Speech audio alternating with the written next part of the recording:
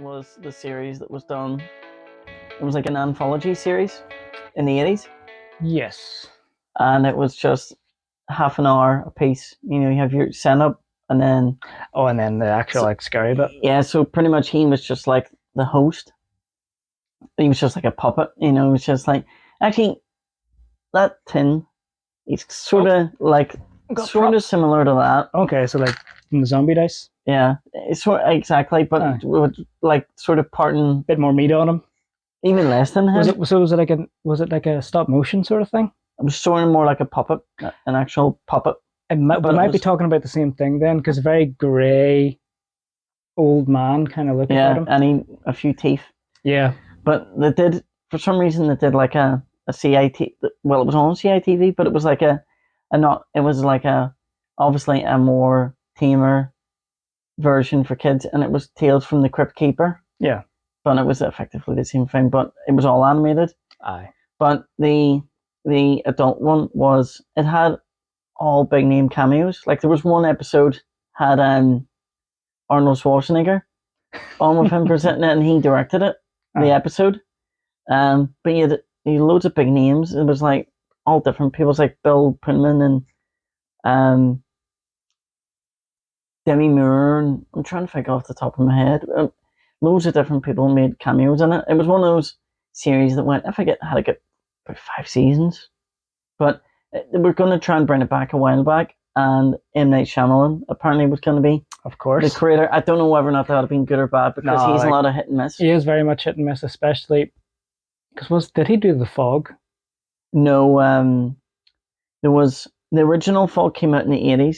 That was John Carpenter, and then there was a remake of it, which I heard was pants. Yeah, like I just remember watching it. It was like on like all four movies or something like that, and it was absolute trash. It felt like a Shyamalan movie. It was like a bad Shyamalan movie more than anything. What, did it have a really shit twist or something? It just felt very, I don't know, it felt cheap. It's the only way I can describe it. It feels like a modern day Disney movie. Yeah. It's the only way I can describe it. Like, it just very, well, then again, I suppose it was done probably in the early 2000s. So, I mean, the budget probably wasn't there to be devil's advocate, but like, just, but then again, I find a lot of Stephen King's movies are very hit and miss. Now, Stephen King did The Mist. Oh, he did that one, and then there was The Fog. I really liked The Mist. It was the one that was in the supermarket. No, you're right. But The Mist I'm thinking about. It's been done twice. Is it like the tentacle things come out and start? Yeah. Like the CGI by now standards is a bit naff. Aye, but if you sort of focus more on the story side of things and the setup and the characters, although it has the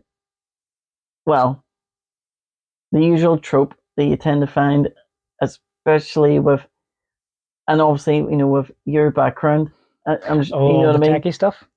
Well, more so, like obviously, where you'll always get in horror, the recurring thing where when shit hits the fan and it's end of the world type scenario, there's always, for some reason, the token religious character. Is the one that's ready for like, the one that always gets possessed, or the one that always turns into a scumbag, or always does the terrible thing to screw everyone over. Yeah. And there was one in The Mist. I'm trying to think. There's been other TV shows and stuff like I haven't seen it yet, but obviously I've played through all of them. Last of Us. Actually, probably if this is going out, maybe this is a spoiler alert. But the way there's a certain character later in the series that for the TV series that turned into that as well. Okay. Yeah. So anyone that's familiar with the game would probably know. But did you ever play Last of Us? I played both actually. So I did. Yeah, first and second one. Do you remember the guy? Was his name David? Oh, it was like when you first start getting to play as Ellie. Yes. Oh, yeah. Him. So that was very. That was like one of the most tense parts in the whole game. Yeah. But in the TV series that turned him into the whole, like, he was exploiting. It was exploiting religion. It was So it was bad enough. We'll not go into the spoilers of it, but what he was doing in the game was bad enough, creepy enough, like felt genuine anger bubbling up inside you at it. Because he was, when he first appears, you're like, what's this guy's deal? Yeah, you And think, then- oh, he could be a nice guy, just there's a bit of weirdness about him, but then again, it's the apocalypse, but then it just goes real left field, and like, but no, like, to be honest, I'm just thinking, again, I don't mind movies and films and media in general having an interesting or a twist with people who are religious. Like, I just kind of like wash my hands of it, no pun intended.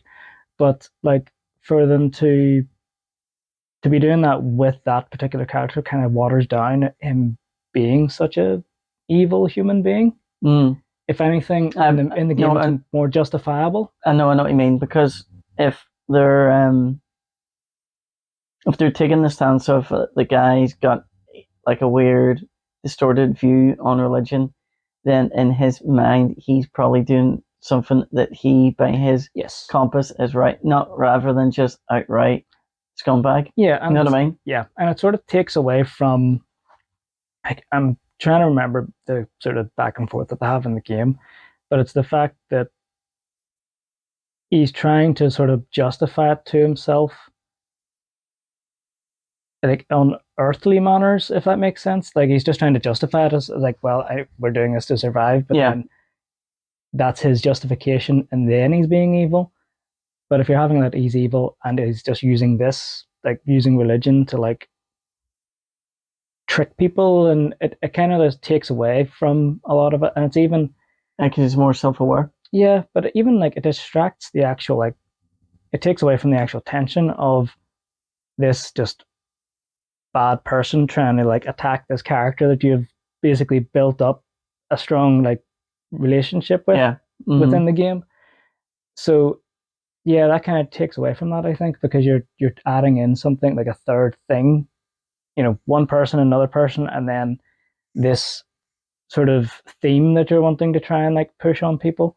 It kind of takes away from it. I know. It maybe breaks you. Well, I could break you the story a bit. Yeah. Because I'm trying to think if actually, you know, whenever you watch the film and you maybe don't even pick up that there's something subtle about it, that you're going, oh, so it's making that point.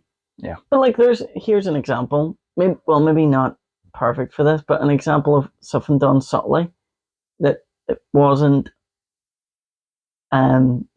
forcing you to sort of pick up on it. But I mentioned it to one or two people. You ever heard of a western that Clint Eastwood did called The High Plains Drifter? I think you mentioned to me briefly, but I can't remember now. The whole setup was this town out in the middle of Wild West, and Clint Eastwood rides in, and Clint Eastwood's character seems to have like a bit of an issue with the majority of people in this town. Like, he already knows them type thing. Right. So it comes out that his brother had apparently been the sheriff in this town, and the town had got sick of him because the way I put across was that, you know, I'm guessing that they were sick of him, you know, pretty much calling them out for things, being a goody two shoes, you know, sort of being a Boy Scout. So there was a few outlaws that they effectively set him up, and he got killed by these, you know. Right. Yeah. So these said outlaws had been kicked out of the town, or they'd been left. I can't remember what happened, but they were apparently heading back to this town, and they had like unfinished business with members of the town. So they had said to man that wrote in Clint Eastwood's character that they needed protecting. Okay, so they're trying to set him up as well, are they? Or it was more a case of that, you know, they were literally depending on him, you know, to protect him. Yeah. But he seemed to have it in for the whole town. Now, there's different things. Like, towards the end, he knows they're coming. He gets them to, and you could argue he's just in this just to fuck with them, because he somehow knows. It doesn't ever tell you how, but it comes across that he knows that it was their fault what happened to his brother. Yeah. So, and he knows specifically who. and all that. But he gets them to paint the town red Right. and put up a sign outside saying "Welcome to Hell" Oh, flip. and all this. So he was maybe training them, getting ready. Yeah. But there's just things, the overall mood and the music of the film Something's just gives off a weird vibe, not quite right. but like it gets to the point as well. Spoiler. If you've never seen the High Place, We'll put up a little symbol for spoilers so that you can know to mute or skip on ahead. But it comes to a part whenever they land in the town at the end, and it's showing you these flashbacks that these guys had whipped his brother and all that, in the middle of the town. So it wasn't just a bang; it was drawn out. It was abusive. So they ride in the town, and there's like fires and all, and obviously the town's all painted red. So he's picking them off, and the last one sort of goes, something along the lines of, who are you? And he sees him, sort of, and he has this weird, like, nearly shocked expression on his face. And Clint Eastwood kills him, and then that's it. But the next day, at the end of the film, there's like one of the characters in the town. He's befriended this wee tiny guy that's like doing up his brother's gravestone. Aye. And he says to him, oh, by the way, before you go, you never told me your name. And Clint Eastwood's character says, you know my name. And he just gives him a weird look and just rides off in the distance. But it's done like with this weird music as he's disappearing. And obviously you have the effect of the heat of a mirage. Yes. But it almost looks like whenever he's riding off in the distance, like he just disappears. Like a spirit of vengeance kind of thing. It's, to me, like I mentioned it to a few people that watched it, and I was like, how did you not pick up on this? That the film the whole way through is trying to like hint and imply that it was him back. Aye. Or like the Angel of Death or something like that. Or yeah, and like you get some people and they go, well, why didn't the town recognize? And going, well, if you're going to start questioning stuff, well, Well, it's also like they set up that it's his brother, so you think, oh well, he kind of, you look very like so and so, so that sort of covers that possibility. Yeah. Yeah, like, but I love the fact that you get movies that have those subtle little hints that thread through. Sort of on the almost extreme opposite of that, you have like one movie that I was thinking of, which has a very overt theme, but manages, at least in my opinion, to make it work, would be something like The Knowing. Did you ever watch that one? It was Nicolas Cage. That's the one I've never seen. It's the one about the kid that's effectively picked up that there's all the numbers and stuff like that. A pattern or the apocalypse or like something. Predicting the apocalypse, and it very, very heavily throws in like religious themes with like angels and like the new heaven, new earth and stuff like that. It's very overt, but I think if you've got those two extremes of like very subtle or very overt that it actually is part of the story, I think you get away with it. I think it's whenever you've got like the plot points and then this other thing kind of like just shoots out and just sort of like knocks the flow or knocks the rhythm of the story more than anything. More as well if there's no setup, as in like, if there's another way, like as an example, like Tremors. Yep. You've seen Tremors? Seen bits and pieces of it, yep. But the way there's a part at the very start where the place where Kevin Bacon and the other guy, can't remember the actor's name, but he played Fred. But they go in and it's this store and they complain about that the fridge just keeps on going on the blanket making like noises. And then later on, whenever shit hits the fan and they're like trying to stay quiet because obviously it attracts the worms. Yep. The fridge kicks off, and that's obviously what kicks everything off. Yeah. So you're like, that's set that up in advance to make you go, oh, well, this isn't just something randomly that they've thrown in for this to happen. It has, That's sort of Chekhov's gun thing where you need to at least have set it up or planted the seed in people's minds so that whenever it actually does happen, that it makes sense because they mentioned that. You get some movies nowadays that are just very much, we've written ourselves into a corner and we don't know what to do. We'll just throw this in, and there's absolutely no setup for it and no explanation. Although I heard, do you know The Life of Brian? Yeah. the bit where he's up on the tower and he basically gets picked up by the aliens. Apparently, the whole reason for that is because they wrote themselves into a corner and they didn't know what else to do. So they're just like, oh, aliens grabbed him in a spaceship and they crash landed and carried on the chase. Which, but it suits them just because everything that they do is so flippin' random. Like, if it were any other kind of comedy, but because it's Monty Python. I think probably the best introduction to the Monty Pythons is the Holy Grail. Yeah, because it goes everywhere and it's so very meta. So I think you get, okay, this is what they're playing at. You know, like you just can do whatever you want in that. You don't know what to expect, but it just works. I actually know a mate of ours, and he's in the metal chat. Ah, yes. That for some reason doesn't like the Holy Grail, all because of the ending. Going, I can understand why. It's the whole, but it's like, you know, that's a big joke. The whole anticlimax of it all, and to be honest, well, you go by, like, you know, obviously King Arthur when it wasn't a real person, but you never ever heard in the story if you ever found the Holy Grail. So yeah, I mean, also like the very story. Did you ever watch the BBC show Merlin? That was the one that Richard Wilson was in, wasn't it? I think so, yeah. And I mean, it wrapped up fairly quickly, and I felt it was kind of anticlimactic, but it does actually follow the story of King Arthur. You know, he gets wounded, he basically gets put to sleep, and is meant to come back again whenever England is in peril. But like, that story itself is quite anticlimactic. You know what I mean? And that's the whole point. So, really? Like, I mean, it fits in. Monty Python fits that pretty bang on, like, as far as, like, you know, hype. But it's still just random and hilarious. The fact that you've got this documentary happening while they're all like knights searching for the Holy Grail, and they're just in the police investigation and all. It's cutting straight back. It was hilarious. See the whole thing of, because up to that part, up to a certain part in the film, you're going, right, this is all set within a medieval time frame, and then it cuts to that historian and Galahad.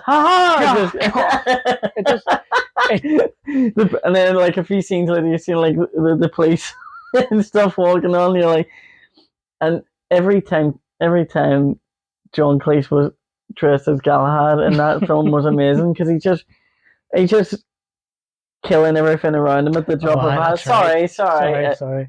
And Sir Robin. Oh yeah, was it Bravely He Ran Away? Yeah, it's the traveling troupe of minstrels. Yes. Oh, was it? They went into the tower and it was all the nuns or whatever like that. Castle Anthrax. Yep. What a name. And surely Prince So-and-so was safe from certain temptation. Yeah. And you actually hear Galahad saying, I saved you from those wenches. Going, no, I can stay up, man. No, you're in great peril. I bet you're gay. No, I'm not. Oh. It was, it was that, and to be honest, the majority of the old Monty Python TV shows. Yeah. There's some sketches worked, but some didn't. But then again, they were doing a type of comedy no one had ever done before. See, that's the thing. Like, I think the movies probably lend themselves better to it because they're much longer, that you can like just basically get into that crazy mindset. Whilst the short skit, they are so off the wall that you basically are completely lost, and you're trying to find yourself, you know, nipping in to get a cup of tea or whatever, and they're in a spaceship doing crazy nonsense. Yeah. But like, the problem is that you just have to go with the flow with them. Literally, not switch your brain off, but just like enjoy what you're seeing, because it is just random nonsense and it's for the laughs. Like the Dead Parrot thing that time. Yeah. Not many people would have seen something like that. Yeah. Yeah. There's that. I've actually been meaning to watch them all start to finish, because I know for a fact that I haven't seen every episode, so I know like the whole. One of the best ones was that skit about the guy that made the world's funniest joke, and that if anyone heard it, they would have died laughing, and it being used during the Second World War. That like they needed pamphlets or something, wasn't it? It was they get like 20. It was instead of the Enigma code breakers, the like 20 different joke people to translate it. One man read 10 words of the joke and was in hospital for a month. But like having them each do sections of the joke and translate it into German, and having troops in the trenches see them running towards the enemy like bombs all going and yelling a joke in German, Ich Volunteer, and hearing that ha ha ha, and all these people dying in the trenches. Like, I'm trying to think the most recent like movie that would be close to it. The first one that comes to mind is like that one, The Men Who Stare at Goats. Was it any good? I never watched it. I think the problem with those, like that, and likes of Borat and stuff like that, they're funny, but they don't compare, because that would be one like 5-minute clip of a Monty Python movie, along with like another hour and 20 minutes of other things. Yeah. Whilst they're sort of taking a 5-minute skit and then stretching that out and sort of, I suppose, well, to be fair, they're exploring a concept as much as they can, so it's just a different type of comedy. But it has a plot at its core, rather than just set pieces. Like, I think it was, and again, I just watched the trailer of it, and this was years and years ago. I think I was still in school at that time. But I think it was sort of a parody of that one Inglourious that thing he did. Oh, Quentin Tarantino? Yes, yeah. I think it felt like a bit of a parody, because it was like World War II sort of vibes, and they were like trying to weaponize this thing where men who stare at goats and all that sort of thing. So I might be thinking of a different film then, because I thought. Don't get me wrong, I could be completely misremembering. Yeah, I someone told me that Men Who Stare at Goats was. I thought it was set during the Iraq War or something like that. Could be. Yeah. It could well have been, actually. I could be misremembering. I just remember it was like military style and was like in a test facility. I think like George Clooney and John Malkovich, I think, might have been in that. Yeah. God, now I'm gonna have to actually check that to make sure. I might be entirely wrong. Believe me, I could well be wrong more than anything as well. Like, because I make random connections in my head to movies that I think make sense, and then all I know is like, oh, I'm talking on my backside here. I'm actually trying to figure the last time I seen a really good comedy film that I could say that was start to finish hilarious. It's hard going these days, to be honest. I think the problem is that movies are sort of the pinnacle of someone's stand-up career, if that makes sense. Mm-hmm. Like, the sort of build hype, and then it's either a comedy special, like Netflix or Comedy Central or something like that, or it's making movies. I mean, there's like no harm to him, Seth Rogen. For the most part, he always plays the same character. Oh, why? Yeah. I think you need to put some sort of quota on how many comedy movies a comedian should do, because they only have so much material, really. And it's the same idea as like, if you were to go to every stand-up of a certain comedian, you're just going to hear the exact same jokes, because it's not designed to be listened to necessarily repeatedly over and over again. It's for that environment of people who are there at the time, and then having a one-off special for that tour where you can watch it on Netflix or something like that. This is where it's good when you have a comedian that's had a rich interest in life with different jobs and experiences. Yeah, because they can just, again, you could throw anything at them and they can come up with a story about something. Like, but then they need to experiment and find their own material. Like, for those who don't know, like, wasn't it Kevin Hart? Yeah, came over. Kevin Hart was over in Belfast just practicing some of his material. This was maybe 6 months ago, last summer, and he was just at a place called the Limelight, and it's maybe 150, 200 people. He did it. I think he did about 7 or 8 shows, and then he did the Odyssey. Ah, that's right. He went to the Odyssey as well. That's right. Uh-huh. Was it part of his tour, or was it just a?